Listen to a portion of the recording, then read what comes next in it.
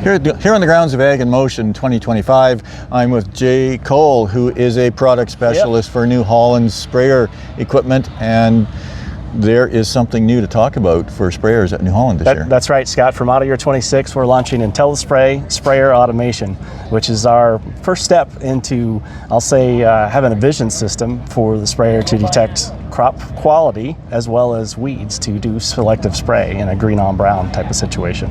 Okay, so you're talking about crop quality. Tell me. Yeah, so crops, the biomass actually reflects the sun, and we can measure that reflectance, and it actually gives us the keys to understand, is that crop healthy, or is it just on the cusp of being healthy, or is it completely not worth even trying? Those are the three values of fertilizer application that the system will automatically change.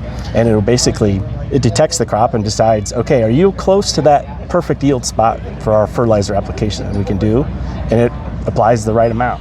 And then if it's a little bit further behind, it could increase that value, or if it's too far behind, it says, okay, we're not going to do it.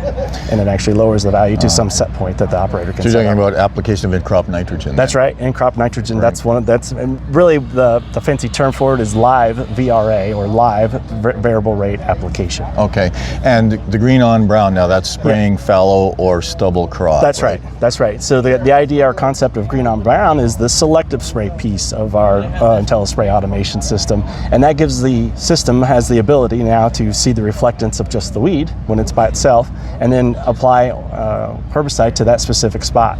So effectively saving up to almost maybe 50% or more product application in that certain use case. Right, and chemical is not cheap. That's right. That is correct. That is correct. How many cameras, or how does that system work? Yeah, so the sensor is actually located on top of the cabin, and we call it the camera or the sensor, but it's encompassed with several cameras that do different wavelengths of light, and runs everything kind of through a filter, and then it helps the algorithm decide on to apply more or apply less. So how do the atmospheric conditions affect that, dust or fog? Sure. So actually there are limitations. That we do need sunlight about plus or minus 12 degrees or more of elevation of the sun. Above the horizon. And in fact, the system is pretty unique, and it gives us the working time based on your GPS location and all that data. It actually tells you the time that you have available to still run the system. So it's really, not to say foolproof, but I mean, it really guides the operator in making sure that they can use the machine the right way. And it's going to save that data to a field map, right? That's right, yep. So it'll save that as applied map, and then pushes into our field op system, which is part of our